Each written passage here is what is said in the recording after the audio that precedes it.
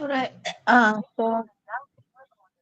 So guys, hari ni kita bincang bahagian B, coding dengan menilai, di mana coding itu ialah aras mencipta dan menilai itu ialah soalan yang memerlukan kamu memilih dan membuat perbandingan. Okay, saya tahu kamu ni konten kamu dah tahu, cuma saya nak bagi teknik lah. Okay, teknik macam mana kita nak menjawab untuk soalan aras mencipta dan aras menilai ini.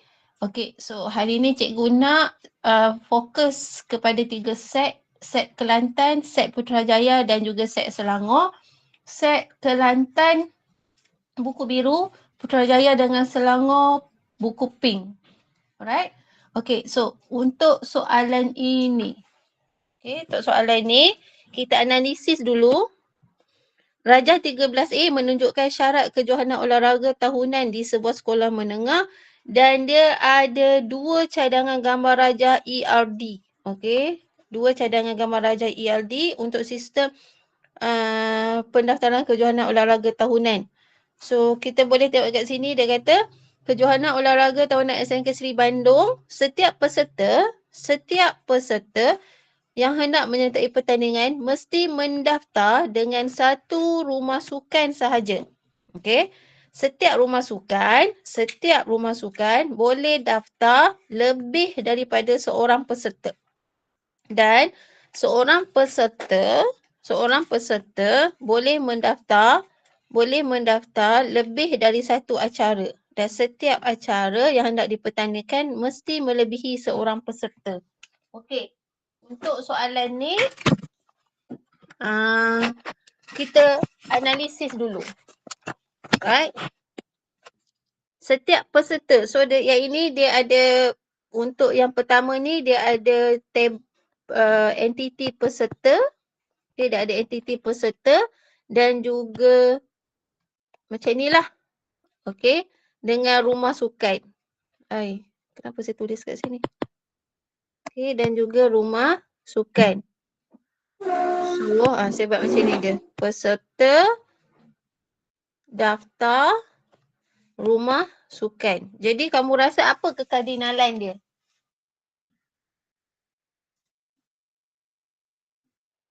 Kamu rasa apa kekardinalan dia, guys? Setiap peserta daftar satu rumah sukan. So, satu rumah sukan setiap peserta maksudnya mini lah. Okay. Maksudnya satu rumah sukan ada banyak peserta. Betul tak? Saya nak tanya kamu ni, betul ataupun tidak? Ataupun satu ke satu? Ke satu ke banyak? Betul kan? Okey. Setiap peserta maksudnya satu rumah sukan ada banyak peserta. Kemudian setiap rumah sukan daftar lebih daripada seorang peserta. Lebih daripada seorang peserta. So yang ni maksudnya lebih daripada seorang peserta. Ini apa ni? Kekardinalan dia. Dekat mana one, dekat mana many?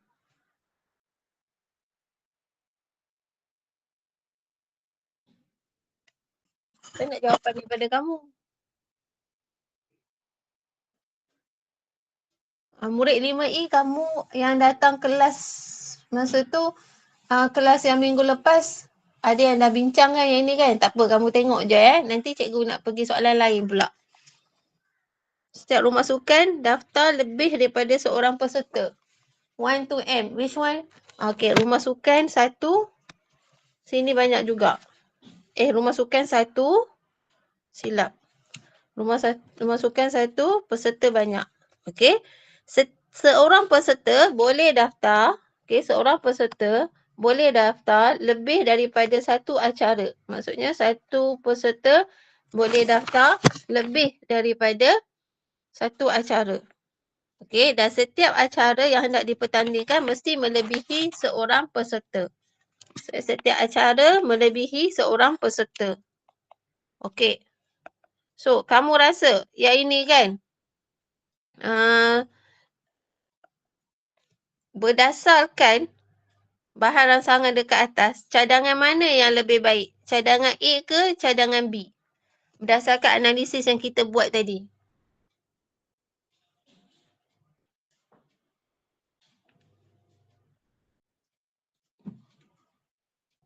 Apa jawapan dia? Guys, kamu ada ke dekat depan ni? Okay. So, yang B adalah lebih baik. Okay, macam mana cara nak menjawab ni?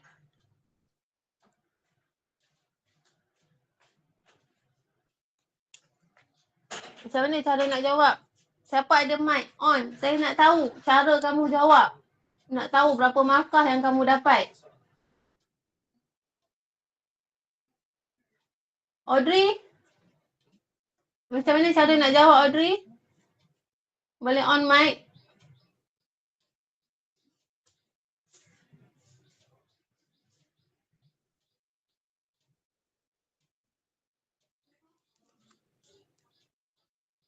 Hai, tak ada siapa ke yang nak jawab?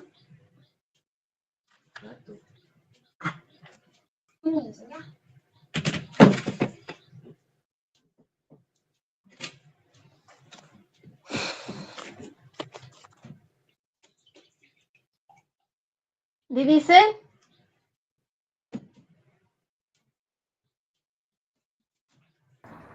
Ayat pertama ke cikgu?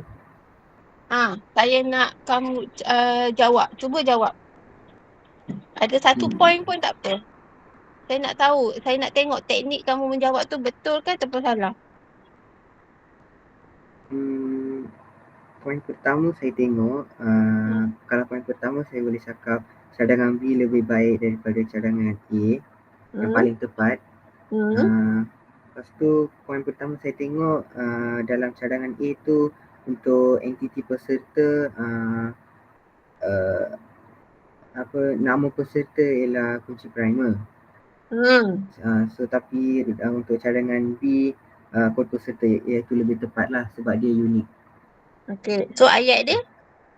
Ayat dia. Ayat dia. Saya nak tahu, boleh tak kamu dapat 2 markah dekat situ?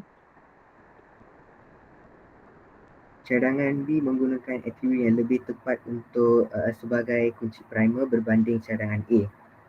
Hal ini demikian kerana nama peserta tidak sesuai dijadikan kunci primer kerana data-data rekod tersebut tidak unik dan boleh berulang. Yes, good. Okay, so dekat situ boleh dapat 3 markah. 1 markah datangnya daripada cadangan, pilihan cadangan kamu. Lepas tu kamu kata cadangan B menggunakan kunci primer yang lebih tepat iaitu kod peserta dalam jadual peserta berbanding cadangan A yang menggunakan nama peserta sebagai kunci primer dalam jadual peserta. Hal ini kerana nama peserta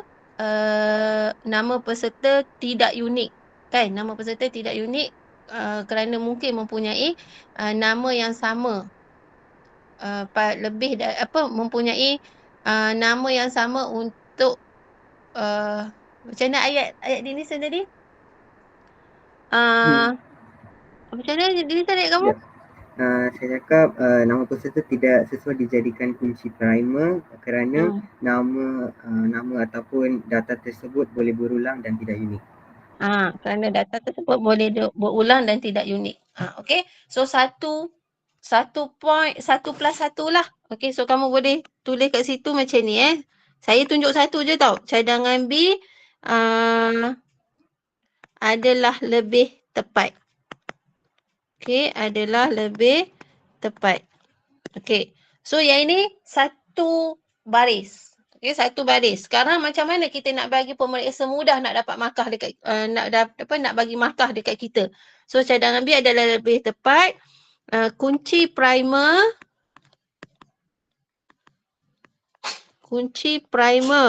dalam cadangan B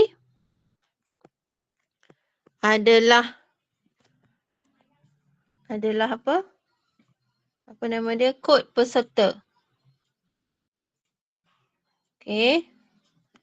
Adalah kunci primer. Kunci primer yang digunakan dalam cadangan B adalah lebih tepat, iaitu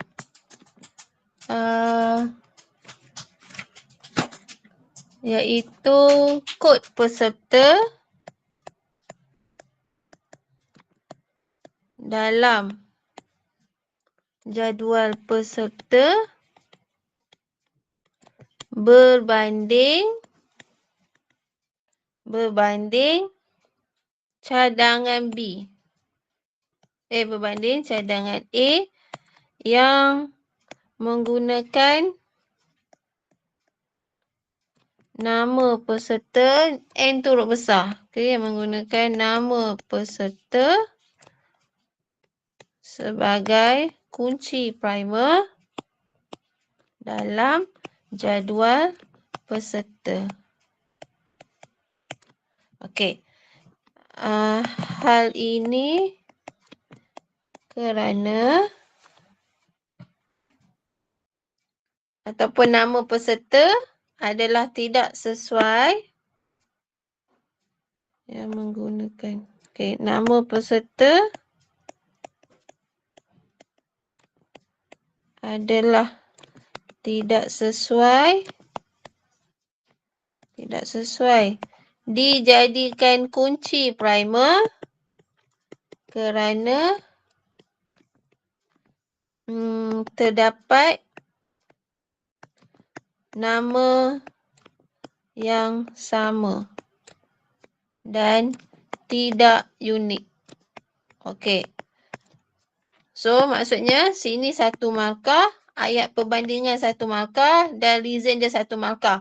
Dan kalau keluar soalan macam ni kan, kamu nyatakan kod peserta dalam jadual apa. Lepas tu cadangan A pula dia guna nama peserta dalam jadual apa. Okey. So cikgu boleh tak? Mungkin ada murid tanya kan, cikgu boleh tak kalau saya kata saya ceritakan kod peserta tu. Maksudnya kod peserta adalah yang paling sesuai kerana kod peserta mempunyai nilai yang unik. Boleh? Okey. So kalau yang reason yang ini kamu nak menceritakan tentang kod peserta pun boleh. Alright? Kemudian apa yang saya nak bagi tahu kamu, bila kamu nak jelaskan yang kedua, kamu selangkan 1 baris baru kamu masuk poin yang kedua. Tulis kat sini. Okey?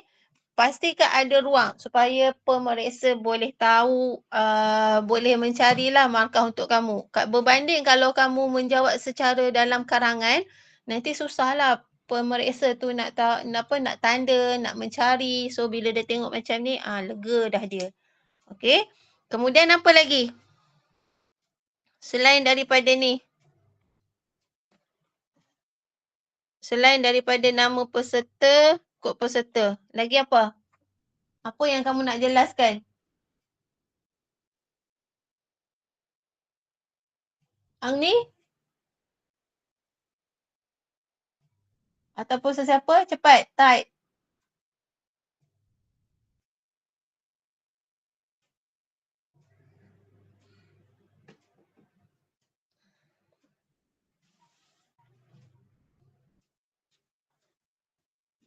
Ada yang nak bagi tak?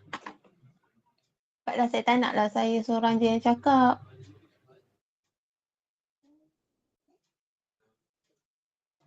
Ataupun ada yang dah buat, kamu boleh send gambar dekat saya, send jawapan. Okey, Pervin, kekardinalan. Kekardinalan dekat mana Pervin? Dekat peserta dengan acara kan? Dekat peserta dengan acara, di mana ini one to many dan ini ialah many to many. Okey. Jadi dekat situ kamu boleh kata kekardinalan antara entiti acara dan peserta. Okey, kekardinalan antara entiti acara dan peserta adalah lebih tepat, iaitu many to many dalam cadangan B berbanding cadangan A yang menggunakan kekardinalan one to many.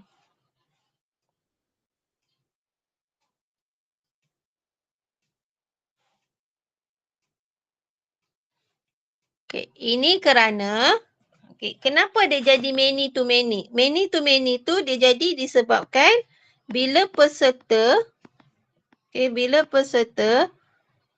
daftar acara, bila peserta daftar acara, seorang peserta daftar banyak acara dan satu acara didaftar oleh banyak peserta. Bila kita baca kiri ke kanan one to many, kanan ke kiri one to many, maka dia akan jadi, bila jadi macam ni, maka dia akan jadi many to many. Dan sini akan jadi entity composite.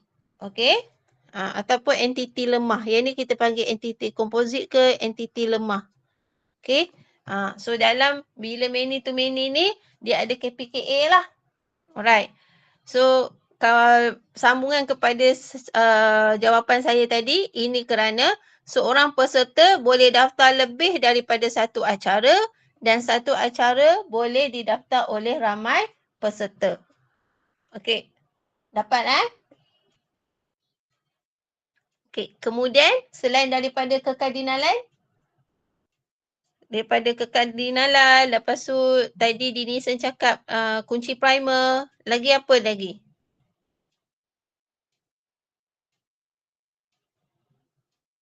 Siapa dapat detect satu lagi? Ya, masa acara bergantung kepada daftar. Yang ini. Masa acara ni. Kalau dalam cadangan A, masa acara dekat jadual peserta, manakala masa acara bergantung kepada kedua-dua kod peserta dan juga kod acara. So, kamu boleh tulis itu, atribut masa acara, atribut masa acara diletakkan pada entiti yang betul. Atribut masa acara diletakkan pada entiti yang betul pada cadangan B berbanding cadangan A. Ini kerana masa acara, bergantung sepenuhnya kepada kod peserta dan juga kod acara. Dapat? Ini kerana ini kerana masa acara bergantung sepenuhnya kepada kod peserta dan juga kod acara. So, berapa markah kat situ? 6. Betul lah. 7. 6 campur 1, 7. Kemudian, dia minta kamu buat skema hubungan. So kalau skema hubungan, kita boleh kata macam inilah jawapan dia. Rumah sukan. Ingat, saya dengan Cikgu Syafini dah cakap dah, kalau soalan macam ni kena ikut sama seperti dalam bahan rangsangan. So sini rumah sukan, kod R sukan. Ini kod R sukan ya, kamu jangan tak nampak ni, dia ada letak R dekat sini. Sebagai KP dan juga nama R sukan. Lepas tu dia ada peserta. Peserta, ada kod peserta, KP, nama peserta. Cikgu, saya nama peserta N nak buat huruf kecil. Tak boleh. Jawapan dia tak boleh. Kena ikut seperti dalam bahan rangsangan. Lepas tu acara, dia ada kod acara sebagai KP. Lepas tu nama acara. Dan last sekali, daftar. Daftar. Kita tahu bila hubungan many to many, kod acara ialah akan jadi KPKA. Lepas tu, kod peserta akan jadi KPKA.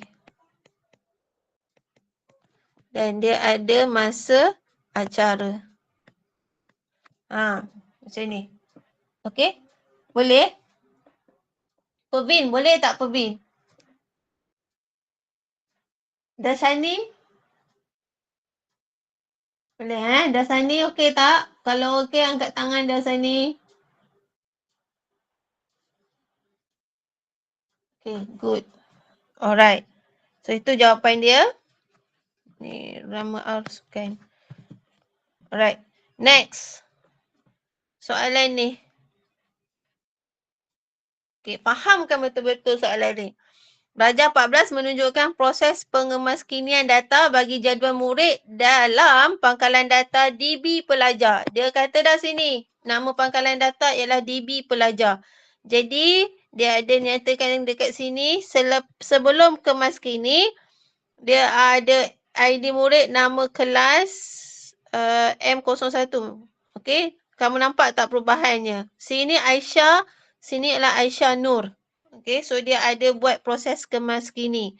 Jadi, nak buat proses kemaskini tu, daripada pangkalan DB pelajar, okay, daripada pangkalan data DB pelajar, dia pergi kepada page senarai kemaskini, dia akan paparkan lah. Okay, so maksudnya dekat sini dia ada menggunakan select statement. Okay, select from, select all. Okay, select all from DB pelajar. Select all from DB pelajar. Okay, sebab dia nak paparkan ni. Sebab dia nak paparkan semua maklumat yang daripada database ni. So, dia guna statement select all from DB pelajar. Lepas tu, bila dia tekan button kemaskini untuk Aisyah ni, dia akan jadi macam ni lah. Okay, yang ini dia akan jadi select all from DB pelajar where. Okay, where ID murid sama dengan M01. Okay. Lepas tu, bila dia tekan kemaskini, okay, daripada nama Aisyah, dia tambah Aisyah Nur, tambah perkataan Nur, dia tekan button kemaskini. So, sini dia akan melalui satu page. Nama dia proses kemaskini.php. Dan dekat sini dia akan guna update statement. Okay, update SQL. Okay, update SQL ada dalam soalan. Nanti saya terangkan. Okay, so kamu boleh nampak tak bila dia tekan kemaskini pada Aisyah, okay, dia tekan kemaskini pada Aisyah, dia ada letak kat sini, kemaskini.php ID murid M01. Maksudnya sekarang dia sedang ambil data Aisyah tadi. Itu maksud dia. Okay, dan bila dia dah melalui update SQL, maka nama tersebut akan disimpan dan dia berubahlah dekat dalam pangkalan data daripada Aisyah kepada Aisyah Nur. Okey, boleh faham tak bahan rangsangan tu? Siapa faham angkat tangan? Okey, alright, good. Okey, lepas tu berdasarkan Rajah 14, lengkapkan atur cara dengan menggunakan bahasa perskripan pelayan untuk fail proses kemaskini.php. Sekarang ni dia nak atur cara, okey, dia nak kamu lengkapkan atur cara bahasa perskripan pelayan. Maksudnya dekat sini dia ada JavaScript, SQL lah. Proses kemaskini.php. Maksudnya dia nak coding yang bahagian ni.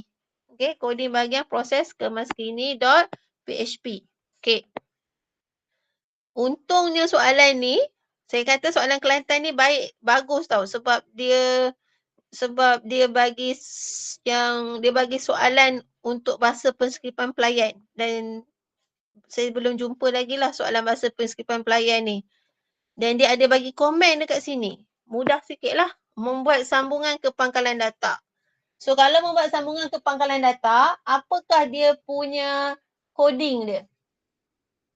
Sambungan dalam bahasa Inggeris apa? Sambungan dalam bahasa Inggeris. Guys, nak buat sambungan ke pangkalan data, kita guna apa? Yang ni bab 3.2, tingkatan 5. MySQL Connect.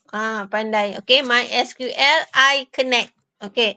So, ingat tau, dalam JavaScript, okay, $sign ni maksudnya ialah pemboleh ubah. Okay, $sign ialah pemboleh ubah. So, kita buat satu pemboleh ubah. Saya letak sini connect. Okay, $sign connect. Lepas tu, sama dengan MySQLi connect. Apa nama pangkalan data, nak buat sambungan kepada pangkalan data, dia kena ada localhost root.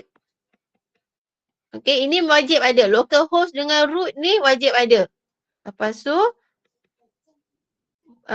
sebab saya letak satu je pengikat kata, so sini letak satu je pengikat kata. Okay, mungkin ada yang tertanya-tanya, cikgu, nak letak satu ke dua? Mana-mana pun boleh.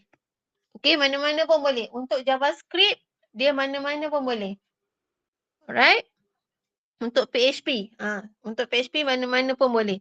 Okay. Cikgu, saya tak nak letak connect. Saya nak letak con. Macam ni. Pun boleh. Sebab saya katakan pemboleh ubah. So, kalau pemboleh ubah, nama yang apa-apa yang relevan pun boleh. Tapi, ada siapa-siapa nak tegur tak untuk jawapan saya ni? Boleh ke tak boleh? Kenapa Yasin? Ya, pandai. Okey. Untuk soalan ni tak boleh lah. Sebab dekat sini dia dah declare con. Nampak tak kat sini? $sign con. So, sini kena letak con. Kalau dia tak letak, boleh letak. Okey. Alright. So, con sama dengan MySQL Connect, localhost, root, kosongkan. Kemudian dia membuat kepada pangkalan data, membuat sambungan kepada pangkalan data. Jika dia tak jumpa, maksudnya ataupun XAMPP kamu tak start kan. So dia akan katalah sambungan kepada pangkalan data gagal. Ingat lagi tak bila kita buat kerja khusus, kita kena start XAMPP kan. Kalau kamu tak start XAMPP, dia tak jumpa pun pangkalan data tersebut. Okay, kemudian dia nak pilih nama pangkalan data. Macam mana ni nak pilih pangkalan data? Pilih dalam bahasa Inggeris apa?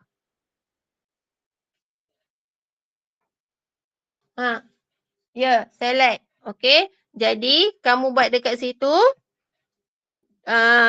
MySQL. Okay. MySQLi underscore select. Okay. Select underscore DB. Maksudnya dia nak pilih pangkalan data. Okay. DB tu ialah database. Kemudian, apa pemboleh ubah kita tadi? $sign con, DB pelajar. Macam tu.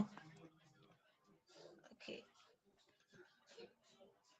Boleh? Faham? Okay. Kalau kamu tertanya-tanya, kalaulah kamu tanya-tanya kan, cikgu, kenapa ni kosong? Yang kosong ni, okay, biasanya XAMPP kamu tu, nak masuk ke pangkalan data kamu tu, tidak memerlukan password kan? So, yang dekat ruangan ini ialah untuk ruangan password. So, kalau kita tak letakkan password kepada XAMPP, dia letak kosong lah. Kalau XAMPP tu ada password, baru kita mention apa password kita dekat ruangan sini. Okay. So, yang ini maksudnya, con ni dia ambil lah. Maksudnya selepas dia buat connection, okay, selepas dia buat connection, data ni dia akan pergi kepada pemboleh ubah con. So, dia akan pergi ke sini. Sambungan dia akan pergi ke sini. Okay. So, that's why dekat situ kena letak con. Kemudian dia kata kat sini untuk mendapatkan nilai. Mendapatkan nilai medan borang yang dihantar melalui permintaan pos dan menyimpannya dalam pemboleh ubah. Okay. Ini maksud dia macam ni. Mana tadi? Dia nak pilih kan? Dia nak mendapatkan nilai medan borang. Yang ini yang ini maksudnya adalah pada ruangan yang ini. Sekejap yang ini. Macam mana kita nak mendapatkan balik borang tu? Daripada post. Okey. Sebab yang ini, untuk soalan ni, coding ni dia ambil proses kemaskini.php je. Dia ambil yang bahagian sini je. Proses kemaskini.php. Dia tak pergi kepada kemaskini.php. Okey. So ini sebahagian dia saja. Ini jawapan dia ialah $sign ID murid. Okey, pemboleh ubah ID murid sama dengan $sign post bracket, block bracket, ID murid.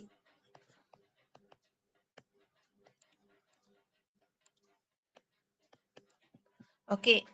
So, maksudnya dekat coding yang sebelum ni, okey, sebab dia tak papar, kita bolehlah letak apa sahaja nama pemboleh ubah untuk kotak tu. Okey, untuk kotak yang ini. Untuk kotak yang ini. Okey, untuk kotak yang ini. Ini pun ada kotak tau, tapi dia buat visible, invisible kan. Dia hidden kan kotak tersebut. Okey? Alright. So, kalau yang ini boleh tak kamu buat untuk dua lagi? Nama dengan kelas.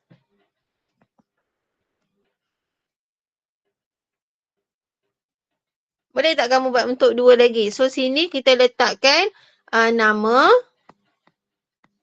sama dengan $sign post nama.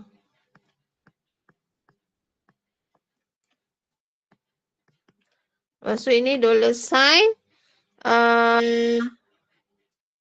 apa tadi? Kelas kan? Kelas sama dengan $sign post kelas.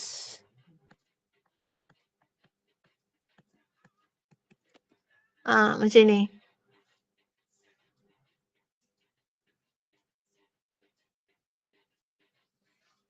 Okey. Lepas tu dia nak kemas kini. Kamu ingat lagi tak kemas kini? Apa SQL statement untuk kemas kini? Kita guna SQL statement apa?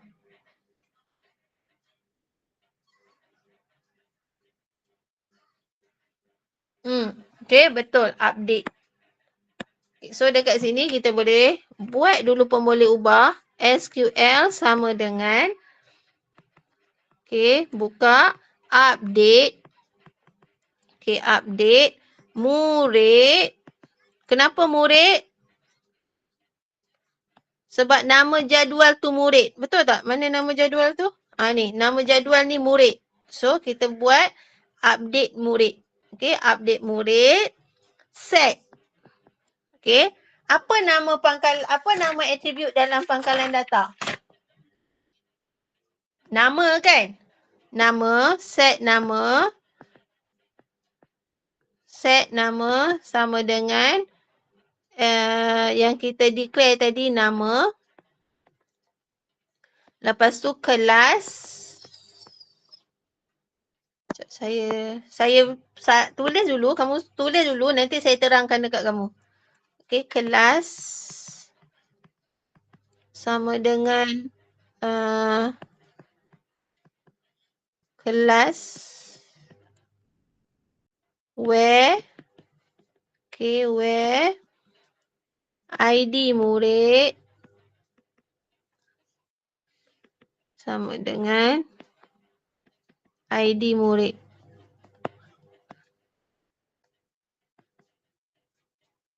Dia ada 1, 2 lagi.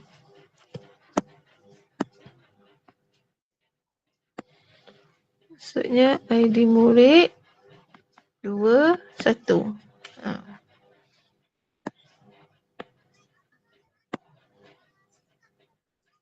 Ada koma, lalu sign. Okay. Dah salin dah yang ni. Ini $sign ya. $sign kat depan ni. Saya tak cantik. Alright. So apa maksud dia ni? Dia nak buat kemas kini. Okay, nak buat kemas kini. Macam saya kata tadi, kemas kini dia tu hanyalah untuk murid yang dia tekan button kemas kini saja. Okay. Maka yang ini dia akan update tu, dia ada where statement lah sebab nak memilih murid tertentu saja. Jadi, yang ini, yang saya highlight nama kelas ini, okay, nama kelas mesti sama seperti dalam pangkalan data ni. Nama kelas. Sebab tu saya buat huruf besar. Okay. Sekejap Sebab tu saya buat huruf besar. Sebab dalam pangkalan data, nama kelas tu huruf besar. Kemudian, yang ini, yang $sign nama ni, $sign kelas, $sign ID murid. Okay, $sign yang warna kuning ni, dia mesti ikut seperti dalam yang ini. Mesti ikut yang ini. Yang kita dah declare tadi. Okay. Boleh faham tak? Dia punya susunan dia.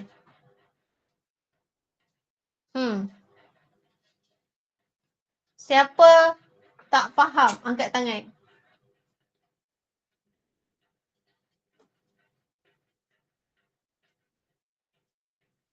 Siapa tak faham? Yang tak faham. Okey. Sai, Wenci, lagi ada tak yang tak faham?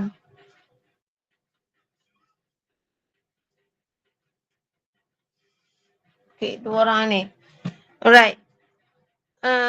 Sebab ini dia tunjuk sebahagian tau. Kejap Cuba kamu buka buku teks kamu.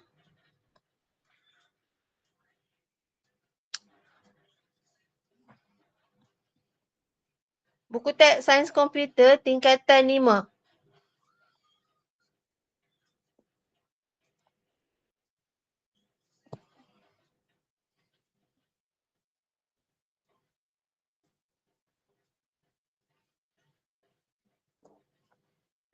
Kejap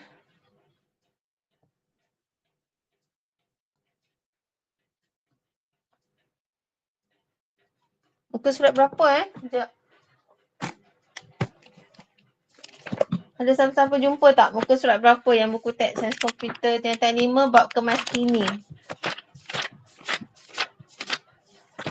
Saya kena terangkan juga pada kamu supaya mungkin kamu dah lupa dah sebelum ni. Cikgu pernah ajar kamu. Supaya kamu dapat paparan dia, kamu dapat gambaran dia. Macam mana boleh dapat jawapan macam tu.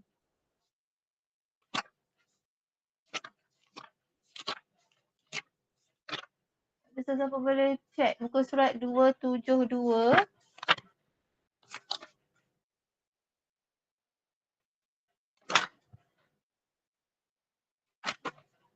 Kemas kini. Macam ni lah. Okay, betul. Kita sisi.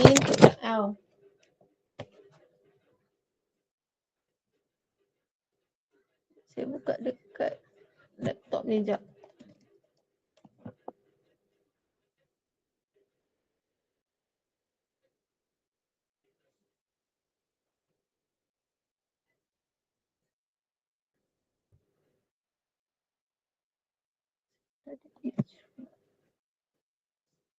Muka surat 272.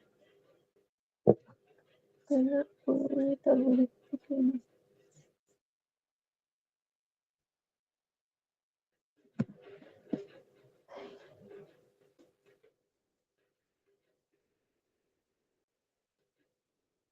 Sekejap tau.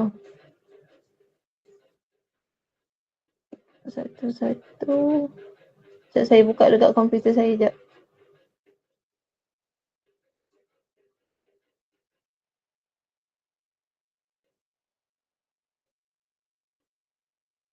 Sai, buka buku teks. Muka surat 272, Sai.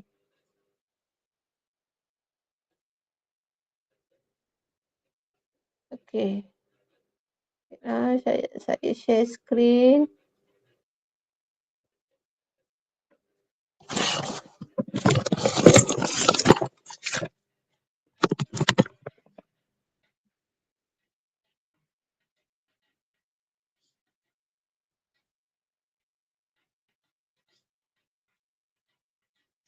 Saya stop sharing dulu.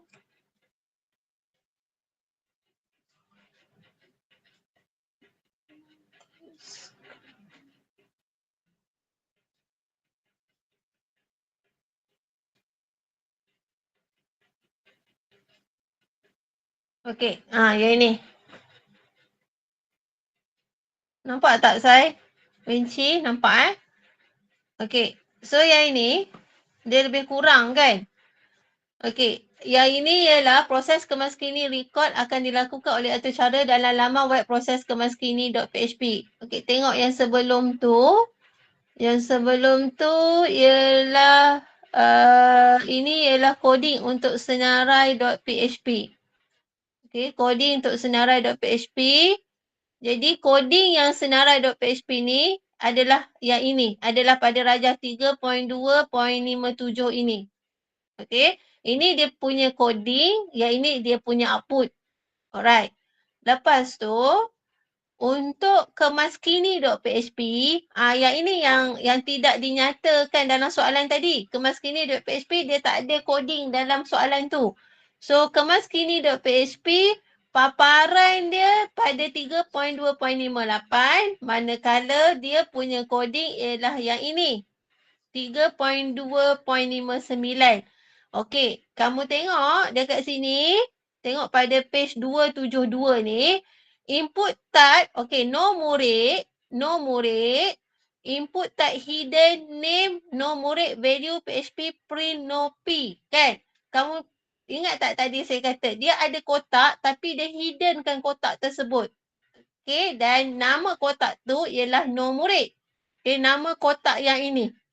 Nama kotak pada 3.2.58 ni, nama kotak ni ialah no murid. Kemudian dia ada nama murid, nama kotak dia ialah nama dan dia akan paparkan, dia akan papar sebab print $sign nama. Okey, ini $sign nama ni mana dia dapat? Dia refer pada previous punya coding, senarai tadi. Kemudian dia ada kelas. Alright. Lepas tu, yang ini yang kita kena buat tadi. Okay, MySQL select DB, ConDB pelajar. Yang ini yang kita kena buat tadi. Yang soalan yang terdapat dalam soalan Kelantan tadi. Okay. So, kamu nampak tak? Yang ini yang saya kata tadi, $sign no murid, post no murid, nama kelas negeri. Okey, barisan ni, Winci, Sashwa dan murid lain tengok no murid, nama kelas negeri. Mana dapat nama yang dalam block bracket tu? Dapatnya adalah daripada kotak dalam coding kemaskini.php. Nampak nama kotak dia? No murid, okey, nama, kelas, dekat sini kelas dan negeri. Maksudnya dia post, dia hantar value yang dah ada dekat dalam dalam paparan kemaskini.php untuk hantar value tersebut ke pangkalan data. Okey, dia hantar value ni, nama Amira, nama Arisha, nama Aisyah tadi, dia pergi ke $sign no murid. Okey, untuk di-update. So, yang $sign nama, $sign kelas, $sign negeri ni, yang pada update statement, dia ambil daripada atas ni. Daripada yang post ni. Bukan post tau. Yang $sign. Yang $sign no murid, nama kelas negeri. Kemudian, dia akan melakukan proses update. Okey. Boleh faham tak? Wenci, Sashwa dan murid yang lain. Boleh faham tak? Sekarang faham ke? Saya faham. Okey, Wenci boleh faham ke Wenci?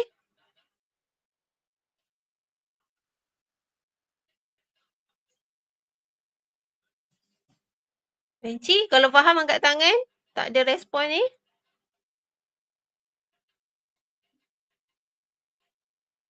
Okey, good. Alright. So, coding ni, dia tak lengkap. Right, dia tak lengkap. Sebab tu saya kena terangkan dekat kamu. Okey, sekejap Okey, so soalan yang tadi tu, dia tak habis lagi. Dia tak habis lagi. Mana? Okey, soalan ni, selepas kita dah buat update statement, Okay, selepas kita dah buat update statement, kita kena letak $sign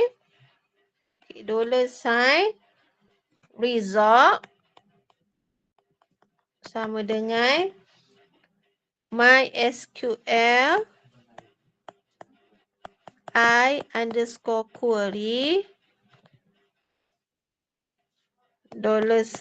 $con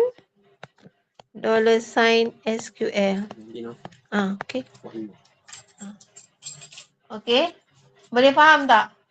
Kenapa kena ada, lepas kita buat statement update, dia kena buat query tersebut. Jadi bila nak buat query tersebut, kena ada coding MySQL I_query dan dia akan refer kepada pangkalan data DB pelajar. Update statement tu akan buat pada pangkalan data DB pelajar dan juga dia akan buat update statement untuk yang kita declare sebagai $sign SQL tadi.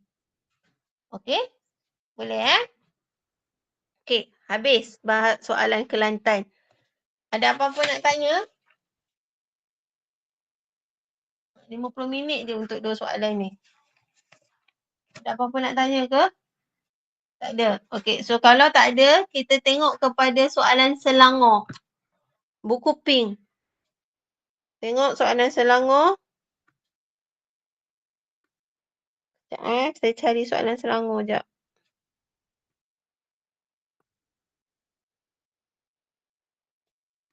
Soalan Selangor kamu tengok dekat soalan 4B. Soalan coding lagi.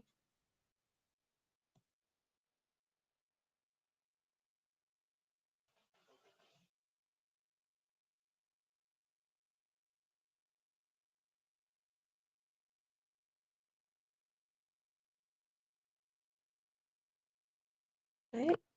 Sekejap saya download dah tadi. Okay, saya nak kamu tolong buat untuk ni je, untuk soalan B B1. Soalan B1 yang dia minta kamu lengkapkan coding tu.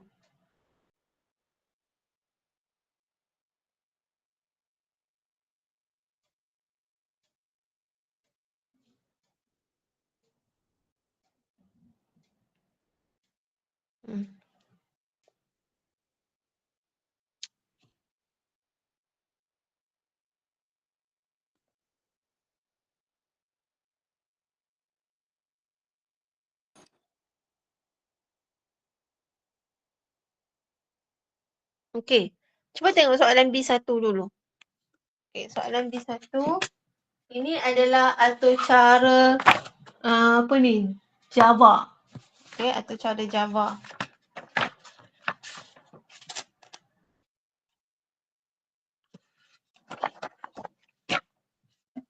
So, untuk atur cara Java ni, dia kata Raja 14A menunjukkan kod atur cara Java membina program bagi menentukan kelayakan mengikuti bengkel pengaturcaraan, menunjukkan syarat kelayakan dan output yang dijangka. Okey. So yang ini dia kata jika grade sains komputer adalah grade A atau B, maka murid tersebut layak. Okey, dia layak. Grade A atau B. Selain daripada grade yang dinyatakan, maka murid tersebut tidak layak. Okey, kalau dia tak ada kedua-dua tu, dia tidak layaklah untuk menyertai bengkel. So, apa yang dijangka apabila layak, true, false. Kalau dia true, dia layaklah. Kalau false, dia belum layak. Okey.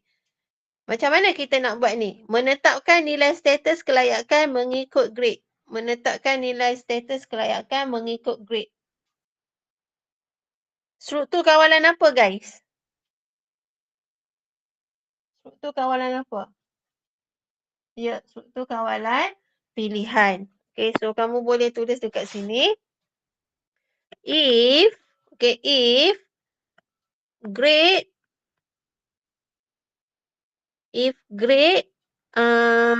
dia ada tulis ke kat sini? Kena ikut yang ni lah grade S computer. Grade underscore S com sama dengan A. Sebab dia kata A kan. Atau simbol operator logical untuk atau ialah macam ni. Okay. Palang. Dia palang lah. Palang satu-satu macam tu. Okay. Dan juga grade underscore scom sama dengan B. Okay. Kalau dan operator logical ni dia ada 3. And or not. Okay. So dalam coding and simbol dia macam inilah. Kalau or macam itu dan not tanda seru. Okay. Ya, kalau operator hubungan ataupun operator perbandingan. Okay, ini operator logical, operator hubungan dia ada satu lagi macam ni. Yang ini maksudnya ialah tidak sama dengan. Kalau dalam maths kamu macam ni kan. Tak sama dengan. Yang ini operator logical not. So, kedua-dua ini adalah berbeza. Okay, jangan confuse. Satu operator logical, satu ialah operator hubungan. Okay. So, kalau grade scom sama dengan A ataupun grade scom sama dengan B. Okay. Kemudian dia kata memaparkan output. Memaparkan output. So yang ini status kelayakan if mesti ada curly bracket. Okay. Status kelayakan. Status underscore kelayakan. Status underscore kelayakan sama dengan by default dia ada cakap tak by default dia apa? Tak ada. Boolean status kelayakan. So status kelayakan dia true. Okay. Kalau else, yang ini dah buka maka dah tutup lah. Okay. Else, buka curly bracket, status kelayakan. Status kelayakan sama dengan false. Tutup curly bracket. Itu jawapan untuk P. Okay. So, kamu ingat sintaks dia kalau if dia ada open dengan close curly bracket dan kalau else pun kena ada open dan juga close curly bracket tersebut. Okay, cikgu mana cikgu dapat true dengan false tu daripada bahan rangsangan ni. True tu maksud dia layak, kalau false tu dia belum layak. Okay, sebab dia ada letak boolean status kelayakan dekat sini. That's why kita kena guna true false tadi. Alright. Lepas tu untuk memaparkan output, macam mana jawapan dia untuk Q? Itu baru P. Okay, untuk Q, saya buat dekat ni lah. Ni sepatutnya kamu kena letak, jawapan kamu tadi kena letak pada ruangan ini lah. Okay. So kalau Q, nak apa tu? Dia kata apa? Nak memaparkan. So kalau memaparkan, apa kod atau cara dia? Kena letak apa? System .out.print. Okay, system.out.print line.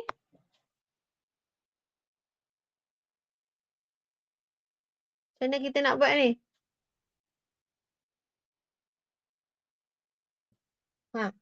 Nak paparkan kelayakan ni. Memaparkan output mengikut status kelayakan. Dia asing-asingkan. Kenapa dia tak ni Dia tak teruskan. Dia tak teruskan memaparkan, dia buat asingkan terus. Kamu faham tak maksud saya? Biasanya kalau kita buat kan, if grade scom sama dengan A ataupun grade sains komputer sama dengan B, kita akan kata kita terus paparlah. System.out.print, anda layak.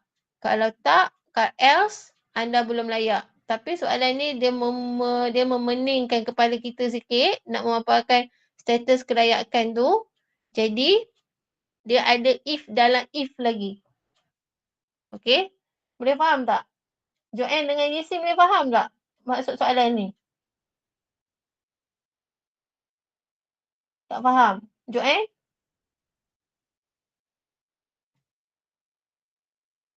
Soalan ni memang dia buatkan kita keliru. Edward, kamu boleh faham tak? Joanne faham sikit. Edward? Edward dah tidur ke?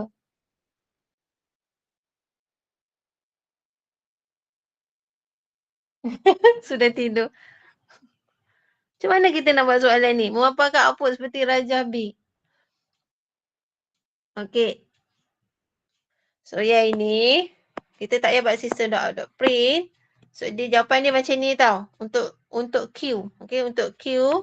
If, ada if lagi. If status, tadi status underscore kelayakan. If status underscore kelayakan sama dengan true. So system dot out dot print layak. Okay. Else system dot out dot print, dia kata apa? Belum layak.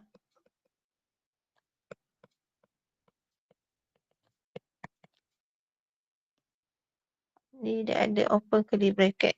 Macam tu. Okay. So maksud dia macam ni.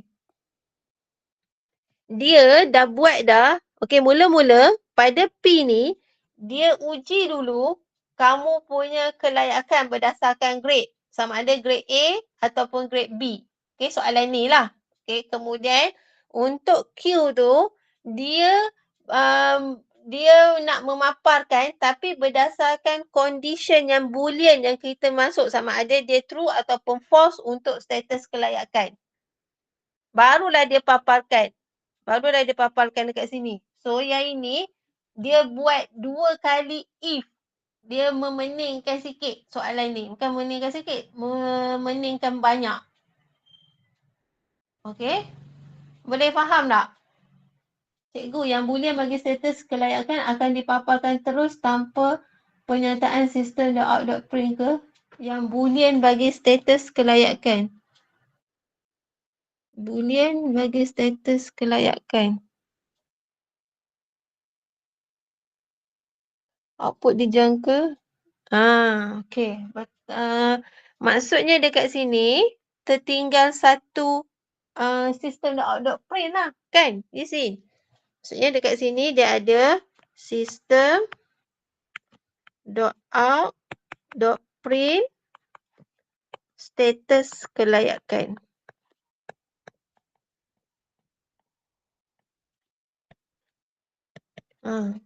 Betul?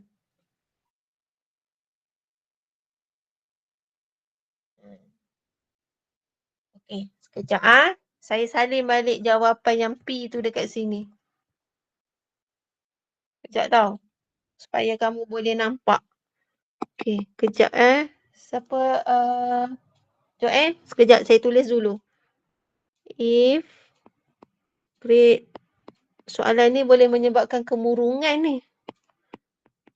Eskom sama dengan A atau grade underscore Eskom sama dengan B.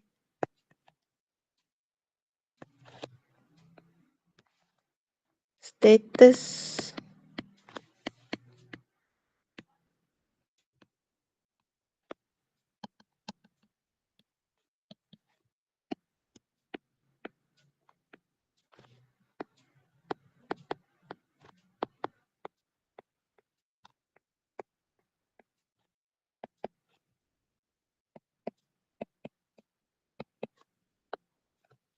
Okey, kita ulang semula soalan ni. Okey. Ulang semula. Ni saya padam. Okay, soalan ni dia kata ini adalah kod atau cara Java. Okey, Raja A kod atau cara Java, B ialah syarat kelayakan dan output yang dijangka. Okey, so dia kata nama dia ialah dia declare. Okey, dia membuat umpukan. Nama ialah Ahmad Najmi, umur dia 16 dan grade dia ialah B. Kemudian boolean, status kelayakan. So bila dia guna boolean, maksudnya dia ada true ataupun false. Okay, true ataupun false. Yang pertama, dia nak menetapkan nilai status kelayakan mengikut grade. Dan Q, dia minta kamu lengkapkan memaparkan output mengikut status kelayakan. Alright. Kemudian dia bagi syarat dekat sini. Kalau murid tu dia dapat grade A ataupun grade B, maka murid tersebut layak. Kalau dia tak dapat A ataupun grade B, maka dia tidak layak. Dan ini adalah output yang dia jangka. Output kalau layak, dia akan memaparkan status kelayakan true. So yang ni true ni ialah untuk status kelayakan lah. Okay. Kemudian true atau false ni, status kelayakan. Manakala yang ini dia nak menceritakan sama ada dia nak papar layak ataupun belum layak. So dia ada dua output kat situ. Status kelayakan satu dan status layak ataupun tidak layak satu. Okey. Kemudian soalan dia kata tuliskan kod atau cara P. Berdasarkan komen ni kamu kena buatlah kod atau cara P tu apa. Dan komen dia ialah untuk menetapkan nilai status kelayakan mengikut grade. So, kita kenalah buat coding jika grade SCOM sama dengan A ataupun grade SCOM sama dengan B. Ingat ya murid, bila ada operator logical, okay, operator logical AND or not, biasa AND dengan OR lah. Not tu dia not tu biasa contoh dia akan buat macam ni je. Grade. Dia akan buat macam ni je. Dia letak not tu dekat depan. Okay. Kalau AND dengan OR tu, kamu jangan buat macam ni tau. Saya pernah jumpa jawapan murid macam ni. Tolonglah jangan melakukan kesilapan yang sama. Dia buat macam ni je. Grade equal to A atau B. Macam ni. Tak boleh. Ini salah. Maksudnya kalau kamu nak guna operator logical AND dengan OR, dia mesti ada sini. Dia mesti ada dua status, apa kita kata, dua pemboleh ubah lah yang kita kena letak dekat sini. Okay, jangan terus buat seperti ini. Alright, salah ni. Kemudian, kalau grade A dia ataupun grade B, status kelayakan dia true.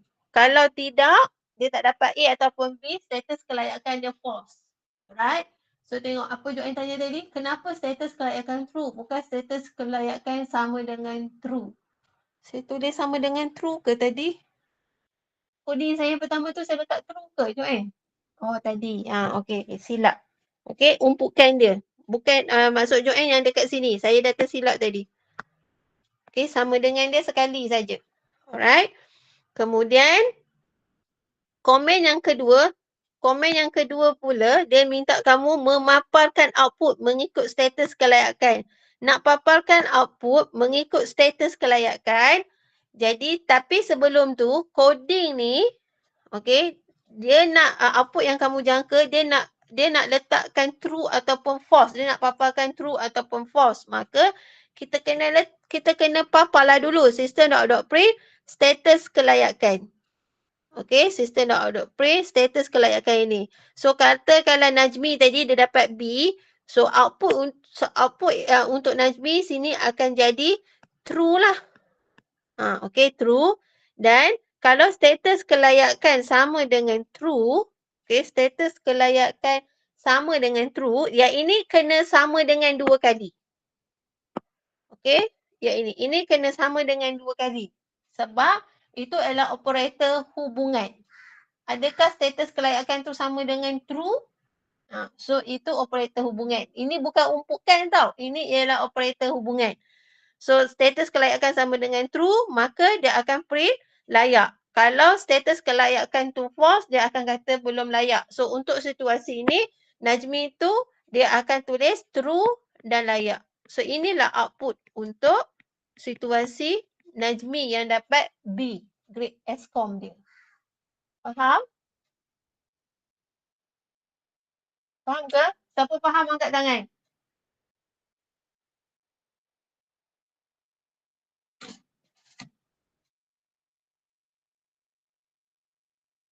Okay, good. Alright. So, dah tulis ke jawapan? Siapa dah tulis jawapan, angkat tangan.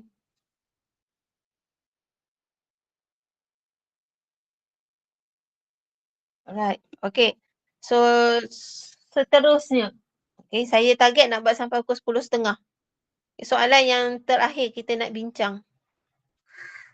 Soalan coding yang ini. Mana? Ni. Syaktibil ada tak kat sini? Syaktibil okey ke? Kalau okey tekan 1 Syaktibil. Type 1.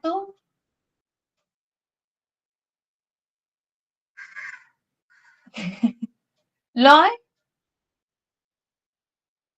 Loy, awak ada dekat depan. Okay, good. Alright.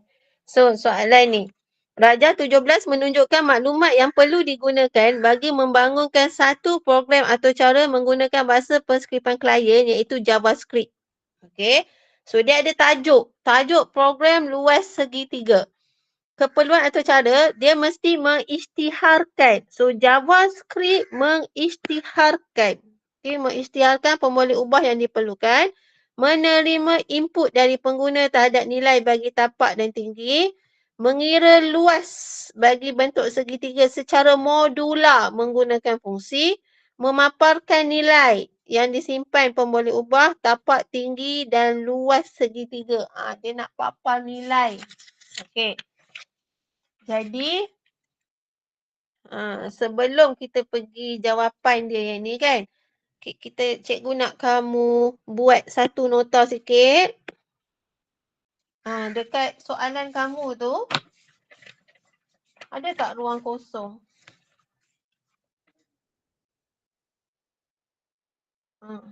Ni kan, ni soalan kamu kan. Dekat soalan yang seterusnya, dekat Putrajaya tu ada satu ruang kosong dekat bawah ni. Bahagian A. Okey. Kamu tolong buat nota sikit. Kita nak membandingkan, membezakan Java dengan JavaScript. Okay, Java dengan JavaScript. Jadi, kalau untuk Java, kita nak buat yang pertama sekali soalan tu apa dia kata? Mengisytiharkan. Okey. Dari segi pengisytiharan. Pengisytiharan. Kalau Java, kita akan guna ni kan. String, nama. Lepas tu saya buat satu-satulah. Integer, integer, umur. Okay, integer umur. Lepas tu dia ada double berat. Betul? Ini kalau Java. Kalau JavaScript, kita guna satu je. Var, nama, umur, berat. Nampak tak perbezaan dia? Kalau untuk Java dari segi pengisytiharan, string, int, double. Tapi kalau JavaScript, apa pun string ke, jenis data double ke, jenis data integer ke, dia hanya guna var saja. Right? So, itu ialah untuk pengisytiharan. Okay. Lepas tu lagi satu. Kalau untuk Java, kita akan guna system.out.print. Okay, so maksudnya yang ini ialah dari segi untuk memaparkan, papar. Okay, untuk papar, dia guna system.out.print. Okay, tapi yang ini dia guna document.write. Okay, kita buat nota sikit lah. Okay. Lagi, kalau dari segi memanggil pemanggil, maksudnya sub atau cara. Panggilan sub atau cara. Panggilan ke? Nanti saya salah pula term dia. Cari 1.6. Sinteks panggilan. Okay, saya tulis sini. Sinteks panggilan. Sinteks panggilan. Maksudnya ini ialah untuk sub atau cara. Okay, sinteks panggilan sub atau cara. Kalau Java, okay, kalau Java kita katakan procedure. Kalau procedure, sinteks dia ialah public static void. Okay, public static void. Public static void 1.6. Public static void. Dia boleh apa-apa je. Okay, public static void nama. Contoh. Okay, kalau fungsi pula, kalau fungsi ataupun function, dia jadi macam ni. Public static, dia bukan void. Nama ialah jenis data dia ialah string kan. So kita buat sini public static string nama. Ataupun hasil tambah. So kalau hasil tambah public static, ataupun ada sesetengahnya kamu tak nampak perkataan static ni. Dia terus je public int hasil tambah. Hasil tambah. Okey, maksud adalah parameter dia. Okey. Alright. So ini ialah off audio.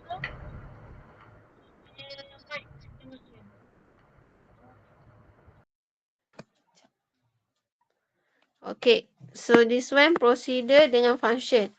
Tapi kalau JavaScript, okay, sintaks panggilan JavaScript, procedure ataupun function, okay, dia menggunakan yang sama je.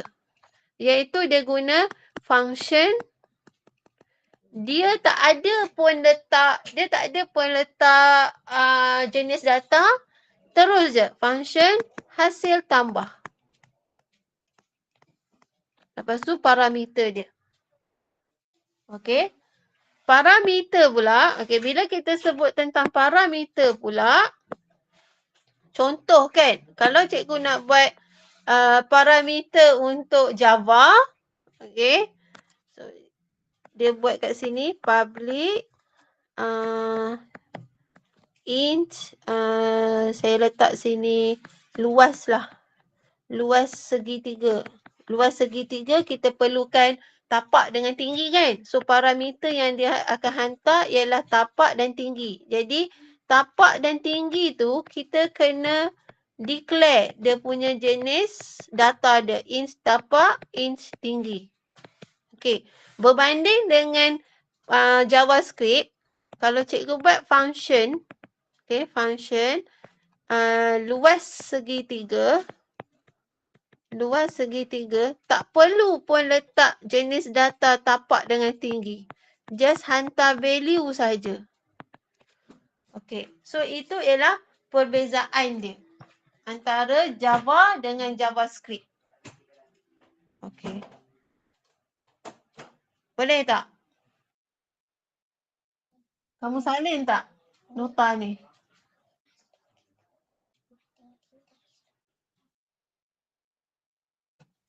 Okey. Boleh ke, guys? Sebelum saya proceed kepada soalan ni. Kamu ada salin tak? Dah siap salin? Dah. Okey. Right. So tengok kepada soalan. Sambil tu bila awak nak buat coding, awak tolong tengok kepada nota yang saya bagi. Okay. Alright. So tengok soalan ni. Dia kata dia nak apa? Dia nak bahasa perskriptan klien JavaScript. Okay, dia ada tajuk. So kalau JavaScript, kita kena mula dengan HTML. Okay, HTML, open, head open. Okay, lepas tu kita letak title. Tak letak pun boleh sebab dalam soalan tak ada kan. Title. Title ni ialah dia merujuk kepada yang ini. Nama tab ni. Okay, so ini ni. Kalau kamu buka Chrome kan, title ialah yang dekat tab ni.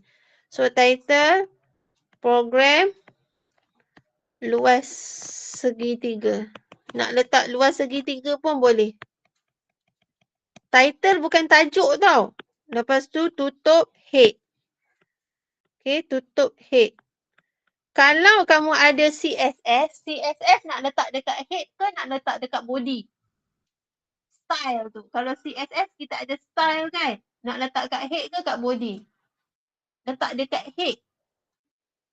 Okay, bukan letak dekat body. Letak dekat head. Bawah title. Okay, nanti cuba tengok balik dekat buku teks. Semalam saya refer dia letak dekat body. Dekat head.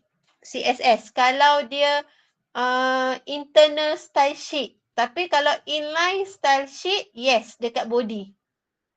Okay, kalau internal style sheet, dia dekat head. Okay, kemudian barulah kita pergi dekat body. Dekat body lah apa yang akan dipaparkan. So dekat sinilah kamu baru letak H1 tajuk ni. Tajuk yang ini. Program luas segi 3. Okay. H1 program luas segi 3. Tutup H1. Okay. Lepas tu kita nak minta pengguna masukkan value kan. Okay. So tadi saya kata apa? Nak declare kita guna var. Okay, var luas segi 3, tapak dan juga tinggi. So var tapak. Okay, sebelum tu saya lupa. Nak memaparkan ni untuk JavaScript dia ada 2. Document.write dengan satu lagi ialah prompt. Okay, apa beza document.write dengan prompt? Okay, kalau document.write, sebab sini document.write versus prompt. Okay, document.write ini Chrome kamu kan? Okay, ini Chrome kamu. Okay, ini Chrome kamu. So dia kata kalau kamu kata selamat datang. So dia akan tulis selamat datang. Ini document.write. Tapi kalau kamu nak minta user masukkan nilai, kamu guna prompt. Prompt ni ialah satu fitur untuk pop up. Okay, selain daripada prompt, fitur lain yang kita dah belajar ialah kita ada alert dengan confirm. Okay, lepas tu kita juga ada radio button. Radio button dan juga kita ada checkbox. Okay. Alright. So kalau prompt dia ada kotak pop up. Okay, so ini adalah kotak pop up lah. Kotak pop up. Masukkan nama. Contoh. Masukkan nama. So ada satu kotak dan ada OK dan juga cancel. Okay. So document.write ni kita nak paparkan terus. Kalau prompt ni kita minta user masukkan nilai dan juga arahan dan juga masukkan nilai. Okay. Dah salin? Dah ke? Okay. Next. Alright. So var tapak, kita nak user masukkan nilai kan? So var tapak. Okay, var tapak. Kenapa ni? Okay, var tapak. Prompt. Masukkan nilai tapak. Masukkan nilai tapak. Lepas tu dia ada var tinggi. Prompt. Masukkan nilai tinggi. Macam tu. Tadi dia kata dia nak menggunakan function. Okay, modular. Modular, bila dia kata ada modular, dia ada bila dia kata ada modular, maksudnya dia refer kepada sub atau cara, ada fungsi dan juga prosedur. Okay. Joanne tanya, cikgu script? Yes, script letak kat sini. Saya tertinggal. Script. Okay, script. Okay, masukkan nilai tinggi. Then, dia nak modular fungsi kan? So, tadi saya kata apa? Kalau fungsi, kita letak function. So, sini, tak boleh. Kejap. Tak boleh terus letak function. Okay, from masukkan nilai tinggi. Kalau saya terus letak function, nanti kamu tak faham. So, kita buat, ini ialah input kan? Ini ialah input. So, ini ialah input. Kalau proses pula, okay, var luas sama dengan, so dia akan jadi var luas sama dengan, kita tak boleh terus var luas sama dengan 0.5 darab tapak darab tinggi. Tak boleh sebab dia nak menggunakan fungsi. Jadi dekat proses tu lah kita memanggil fungsi. Okay, kita memanggil fungsi. So ini ialah memanggil fungsi. Memanggil fungsi var luas. So katakan saya nak letak nama fungsi ialah kira luas. Kira luas. Dalam soalan ada ke dia nak meletakkan nama fungsi? Dia tidak menetapkan nama fungsi kan? Okey. So kira luas. Nilai yang kita nak hantar ialah tapak dan juga tinggi. So tapak, tinggi. Var luas, tapak, tinggi, semikolon.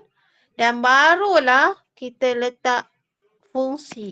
Ini ialah panggilan fungsi. Panggilan fungsi, function. Kita declare dekat sini kira luas. So, sini juga kena letak kira luas. Function kira luas. Tak perlu kita letakkan jenis data untuk JavaScript. Kita terus je letak tapak tinggi. Macam tu. Okay. Kemudian, bila fungsi kita dah declare fungsi, kita open curly bracket. Dekat sinilah kita letak, okay, katalah cikgu nak buat luas segitiga. Okay, so, cikgu tulis sini luas segitiga sama dengan 0.5 darab tapak darab tinggi. So, luas segitiga ni kena declare. So, sini cikgu letak var. Okay, var luas segitiga. Okay, var luas segitiga sama 0.5 darab tapak darab tinggi. Okay. Lepas tu ada return. Sebab dia fungsi kan. Kena ada return lah. Return luas segitiga. Ini tak ada apa ni. Return luas segitiga. Okay. Dan last sekali, dia nak papar. Betul? So, sini apa soalan? Dalam soalan dia nak papar apa? Papar tapak, tinggi dan luas segitiga. So, papar kena document.write. Sebab dia just nak papar kan? Document.write. Luas, tapak dan juga tinggi. So, sini tapak. Document.write. Tinggi. Document.write. Luas. L luas. Huruf kecil. Kemudian barulah kita letak tutup body. Tutup HTML. Oh, sebelum tu saya lupa tutup script. So, kena tutup script dulu. Tutup body dan tutup HTML. Okay. Faham tak?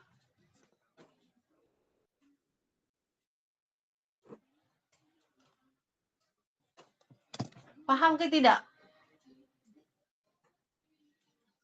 Siapa faham, type 1.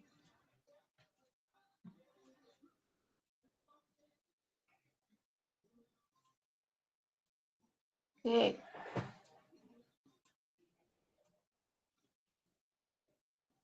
Alright. Sai, Syaktivir, Loy, kamu okey tak? Loy, faham ke Loy? Okay. Justin, Edward. Edward dah tidur lah tu. Okay, yang ni. Okay, dia listen. Alright. Okay. So, selesai. Okay. So, saya kalau tak ada apa-apa, okay, saya stop sampai sini. Cuma lepas ni, boleh tak saya nak kamu buat kod atau cara yang sama tapi menggunakan Java. Tukarkan JavaScript ni kepada Java. Bila dah siap, kamu ambil gambar, hantar dekat saya. PM saya. Jangan bubuh dalam grup. PM saya untuk saya semak. Boleh? Itu homework. Sikit je homework tu.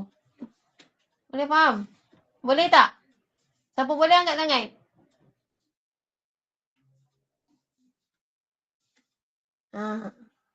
Okay. Baik ada yang kata okay. Alright. So, cikgu stop sampai sini. Itu saja daripada saya. Kita jumpa next time. Okay? Alright. Thank you guys. Bye.